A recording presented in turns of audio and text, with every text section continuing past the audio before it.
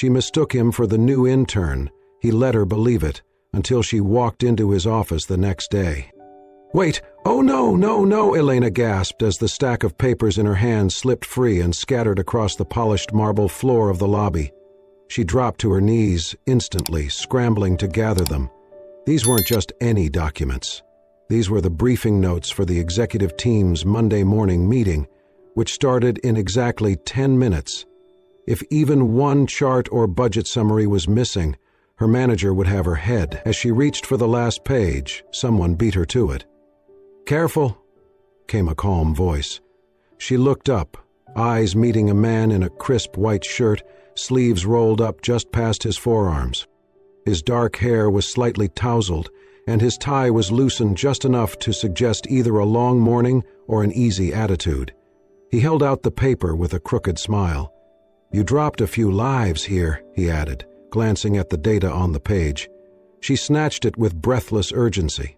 "Thank you. You just saved mine." "Happy to help," he said with a slight bow. Elena stood, tucking the now gathered documents tightly into her folder. She gave him a once-over, white shirt, dark slacks, no badge visible, and definitely not someone she had seen around before. She tilted her head. "Wait, are you new? I haven't seen you around." He stood, tucking his hands in his pockets. "Kind of." She narrowed her eyes playfully. "Let me guess.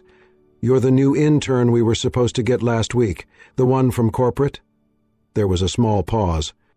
Then the man smiled again. "David?" She nodded, brushing her skirt and standing straight. "Well, David, welcome to the lower floors of corporate purgatory. I'm Elena, document runner, printer whisperer. I sit so far from a window I sometimes forget what sunlight looks like."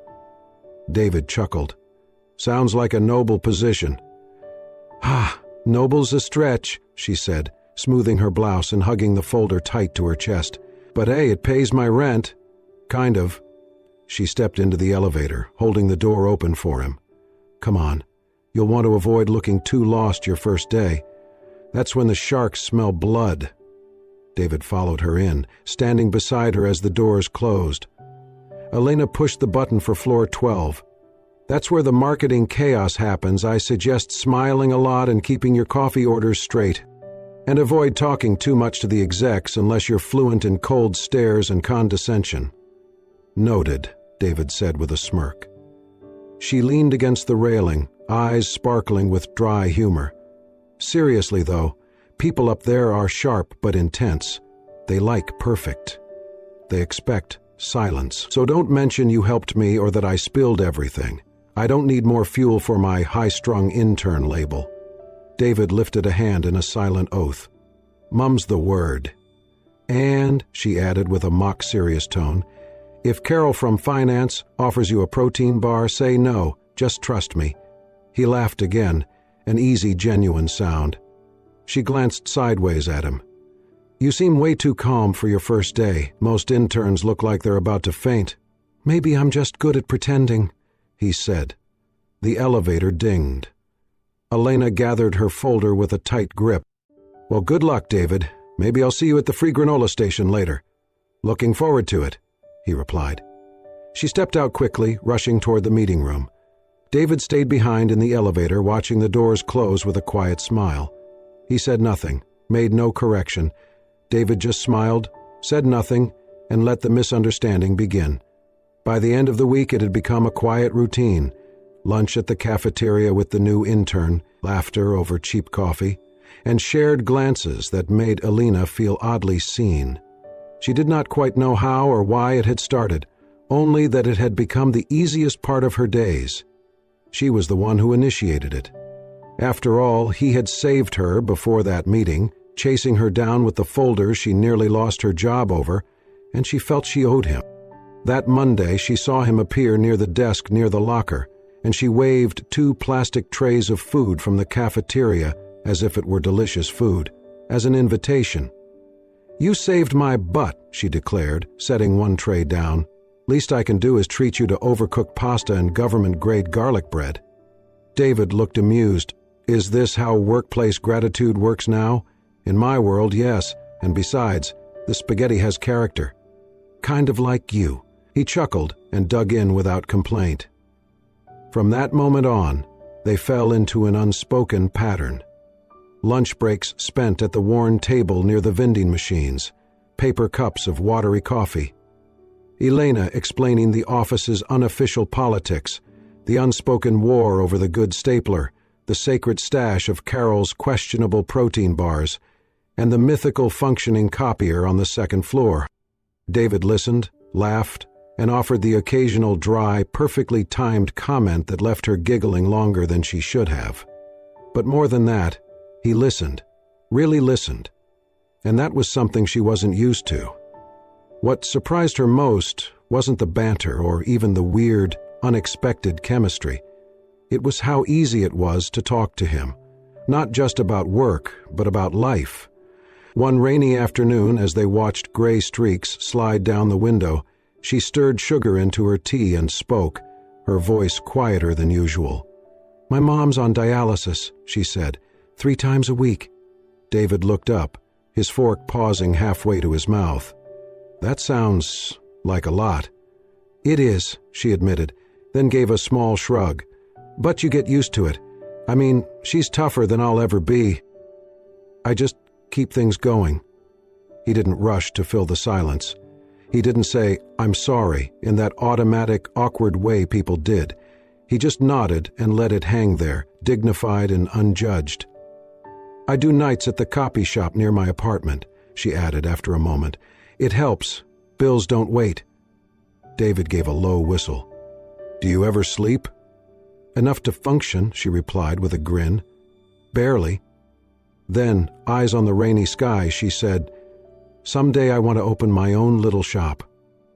A print place, near a school or a library.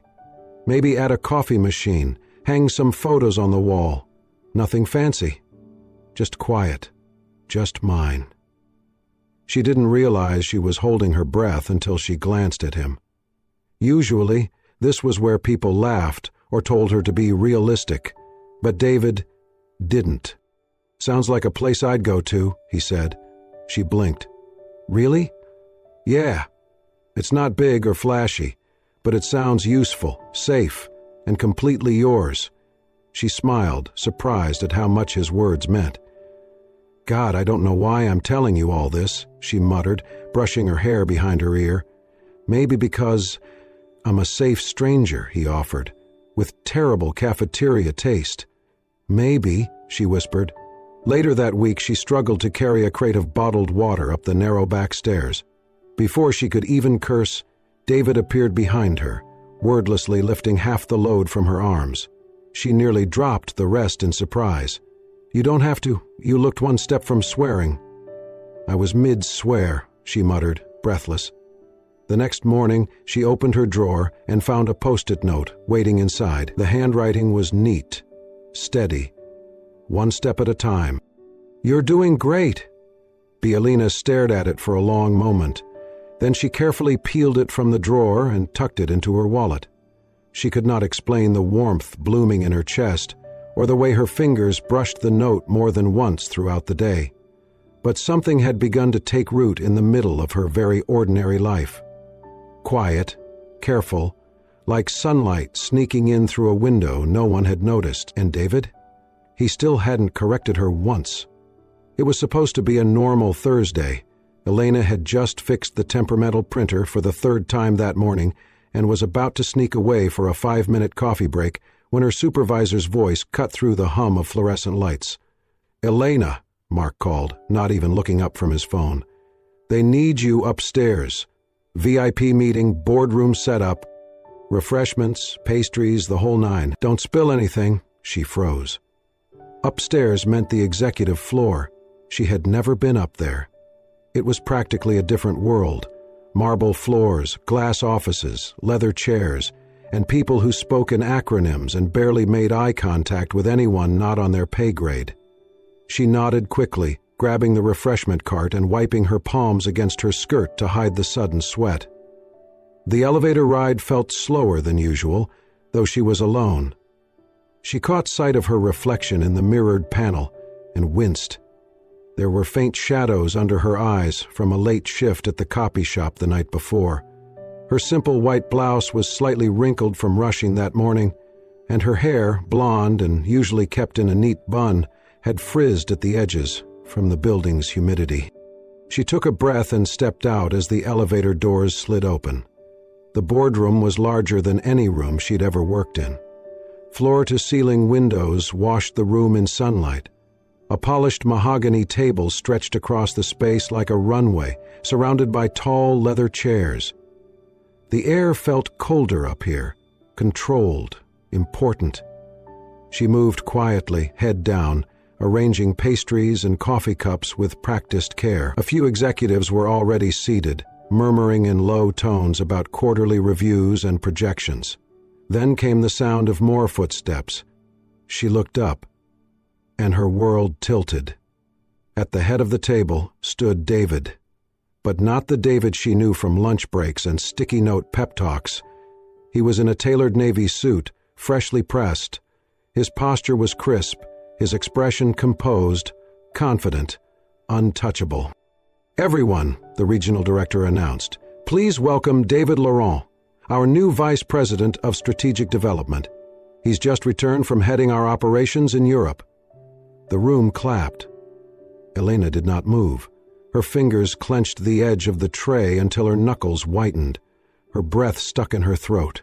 Vice President.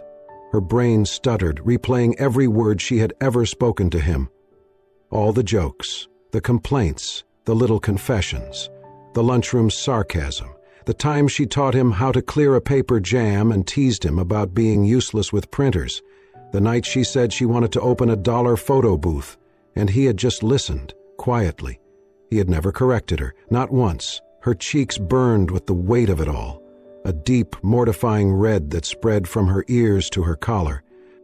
She set the final cup down and turned to leave, walking faster than necessary toward the door. But before she could escape, his voice stopped her. "Elena." She froze, hand on the handle. He spoke gently. "Can we talk? After the meeting?" She gave a barely perceptible nod. Then she left, eyes fixed on the floor. She didn't cry, not in front of them, not even in the elevator. But when she reached the stairwell, a place no one ever went except maintenance staff, she sat down on the cold metal step and let the tears fall silently. An hour later, she was in the break room, pretending to be busy with the napkin drawer, when she heard his voice again. "Elena." She turned slowly.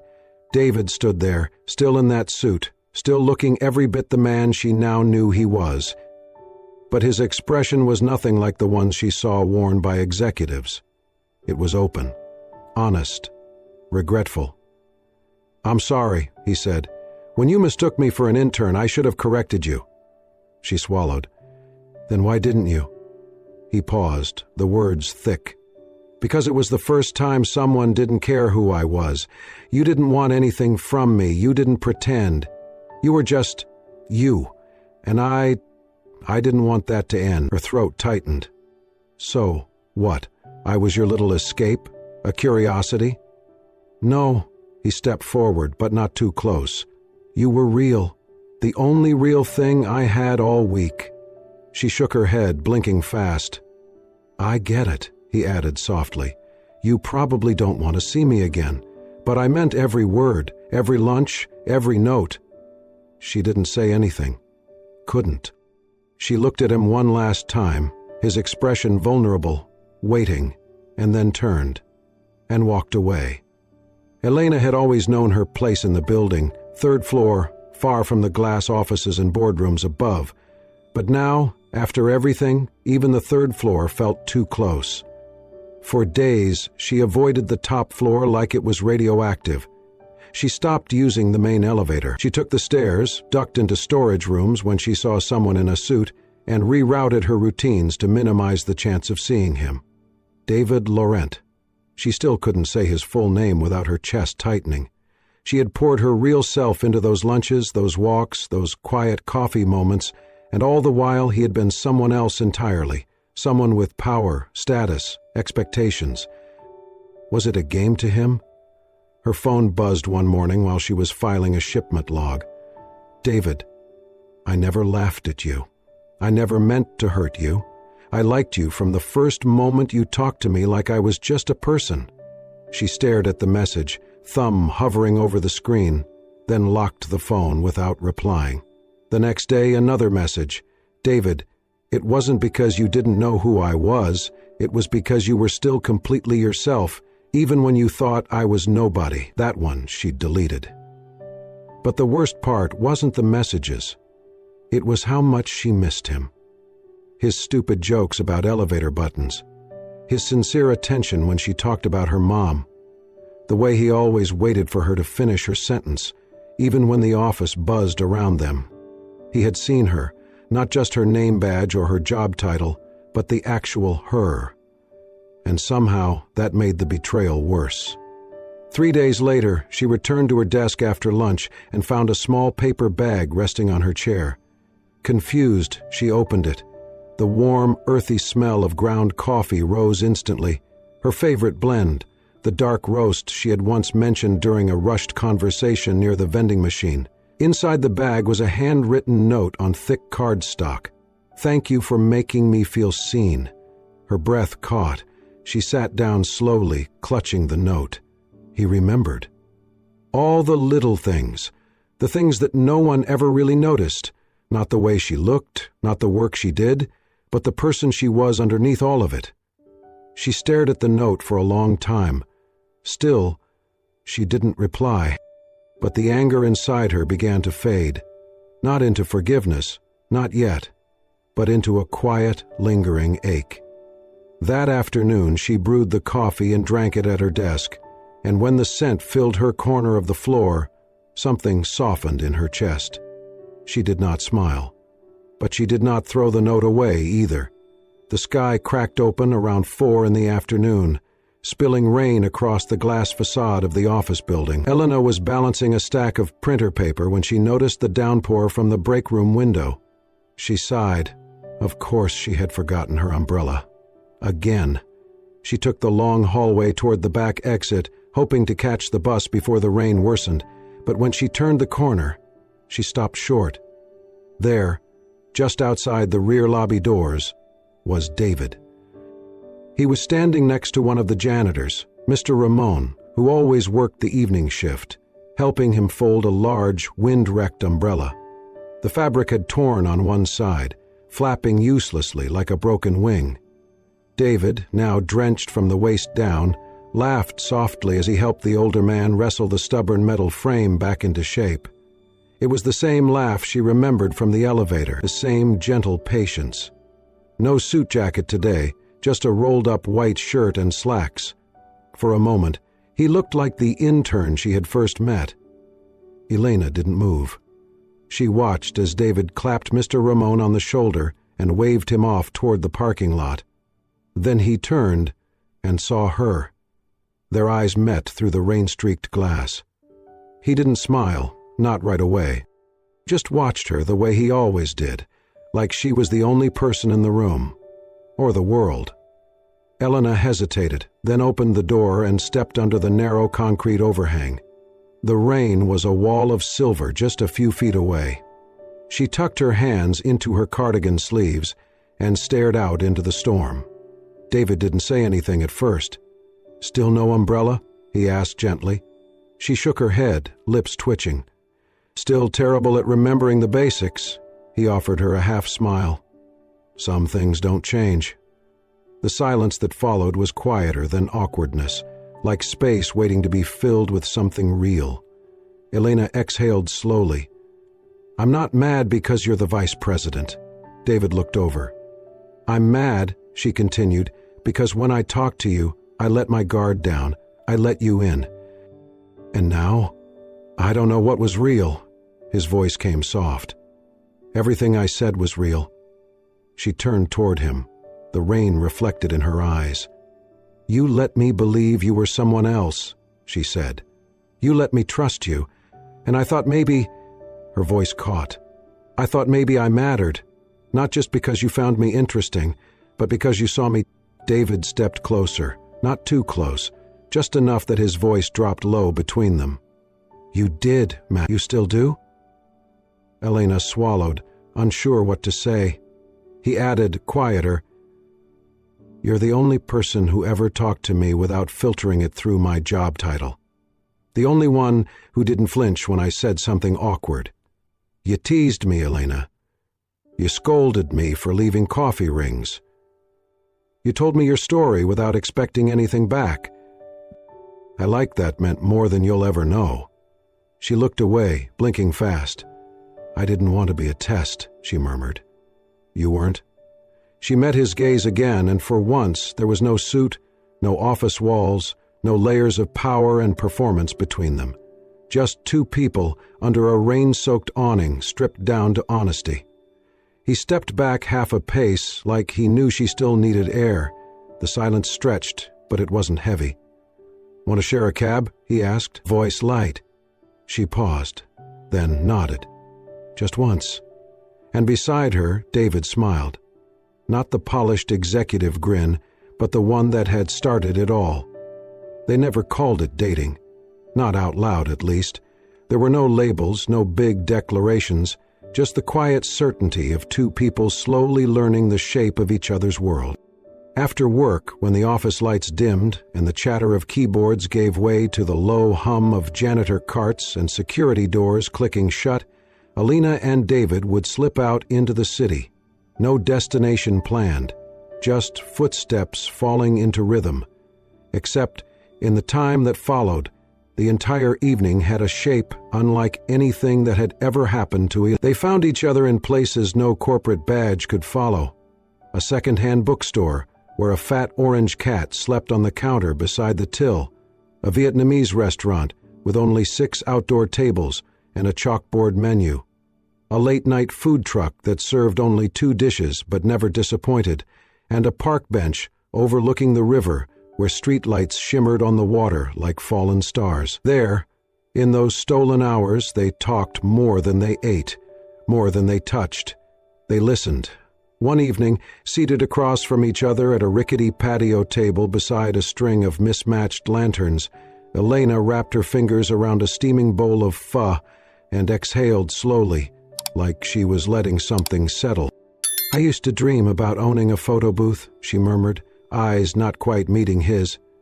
David looked up, genuinely curious. "Like the ones in malls," she smiled, small and almost nostalgic. "Not exactly. The portable kind. You know, with instant prints. Years ago I volunteered at this community center. There were kids who didn't have a single photo of themselves, not one. I remember this girl, Alyssa, she must have been 6, stared at the camera like it was magic, and when her photo printed, she held it like it was a treasure." David didn't speak. He just leaned in a little, the city's soft hum filling the spaces she left between her words. "I wanted to set one up outside schools," she continued. "Charge $1, just enough to cover the paper and ink. Give kids something to keep, a memory. Proof that they mattered." She looked up, half expecting the usual gentle dismissal people gave when she talked like this, but David's voice was quiet and sure. "That's beautiful." She gave a self-conscious shrug. "It's kind of silly." "No," he said firmly. "It's probably the most unsilly thing I've ever heard."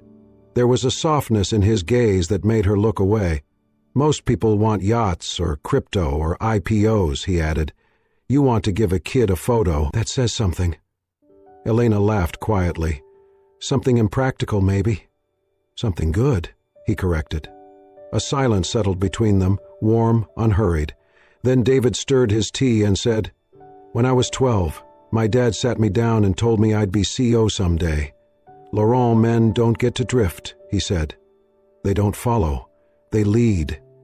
Elena looked at him then. Really looked. For the first time, the corners of his voice curled with something deeper. "Since then," he continued, "every room I walk into, I'm either underestimated or feared.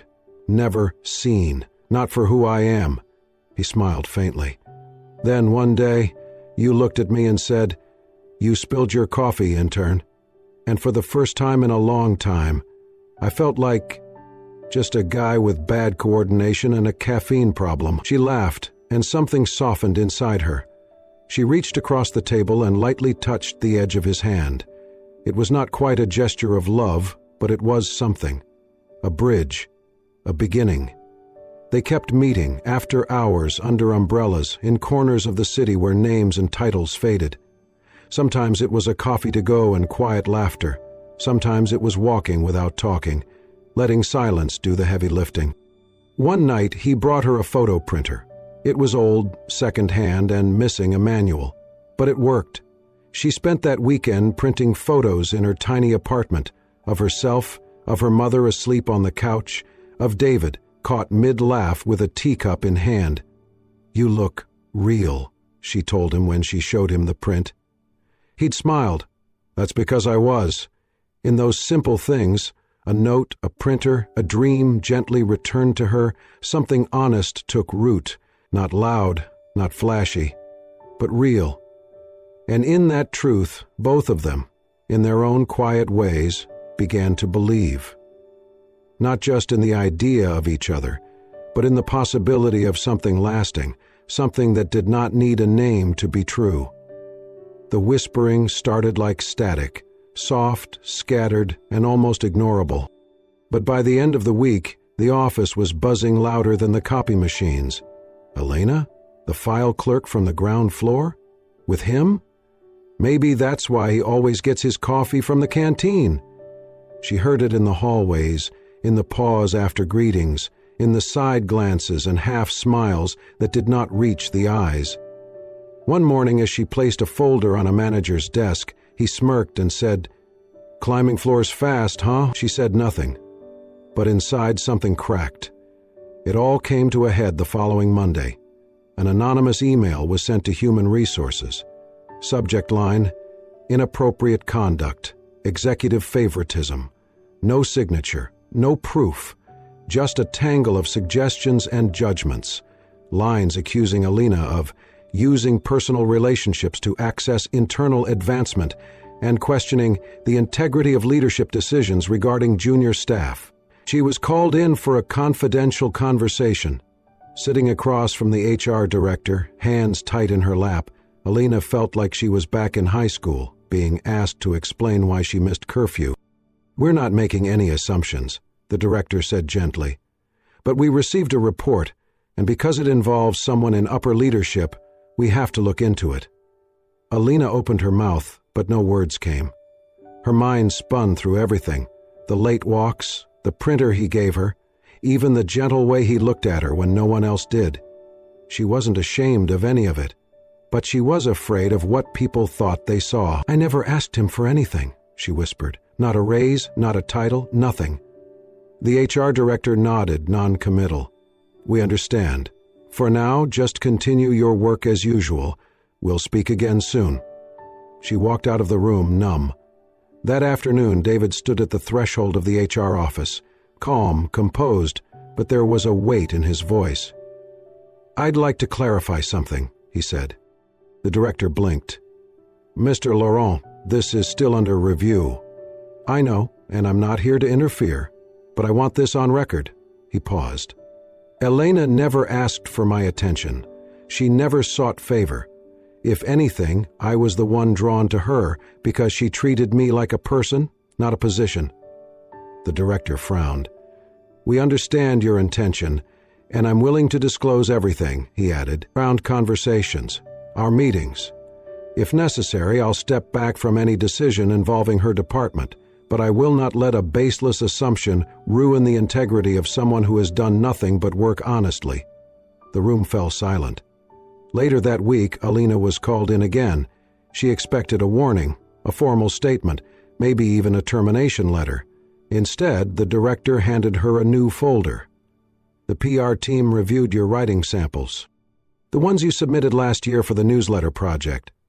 Elena blinked. "I thought those were dismissed."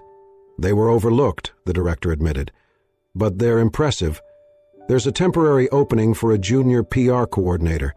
It's not a promotion, but it's a move to the floor where your voice can be used." Elena sat in stunned silence. Then she asked quietly, "This isn't because of him?" "No," the director said. "It's because of you." She nodded, a slow, stunned smile creeping onto her lips. Later, as she packed her few things from the supply closet, someone had scribbled a note on a sticky pad and left it on her drawer. "You kept your head up? That matters more than any title.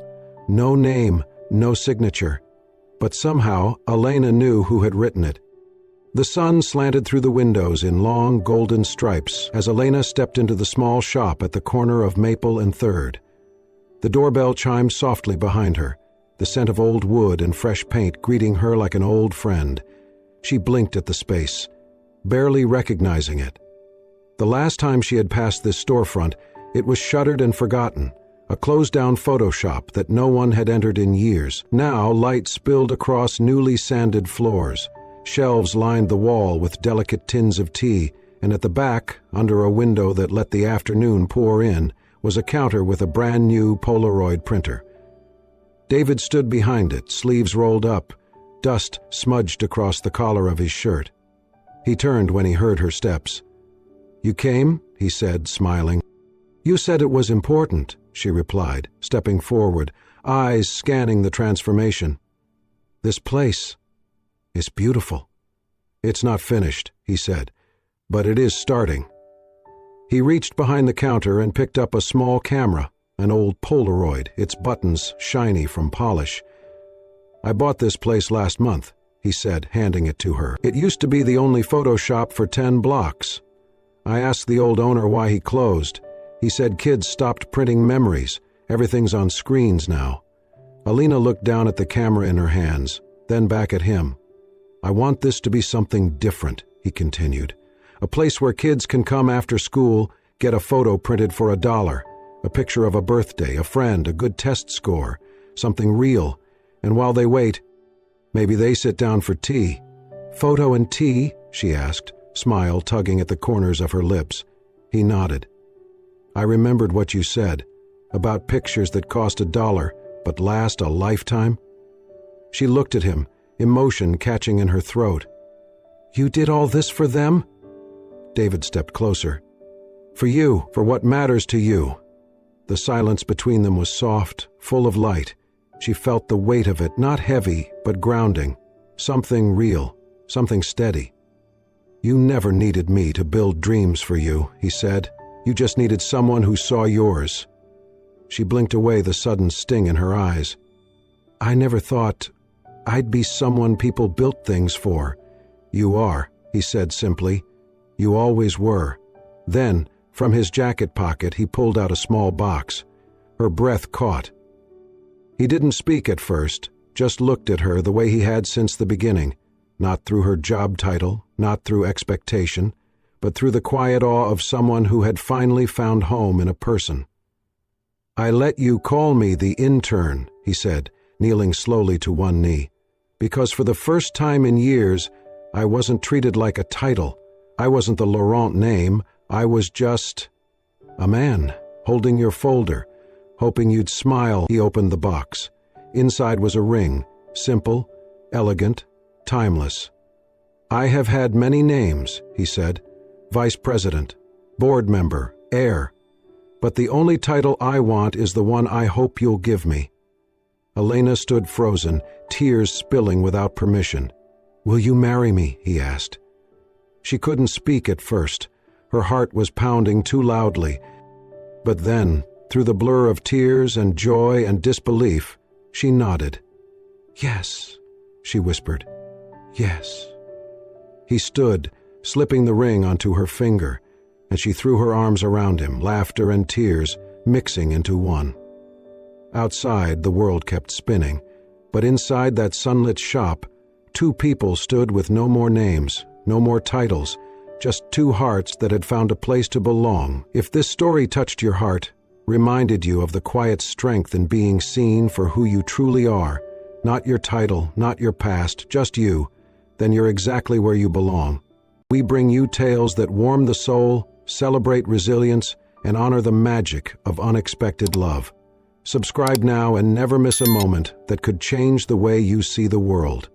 Your next favorite story is just 1 click away. Because sometimes, the best stories aren't the loudest, they're the most honest.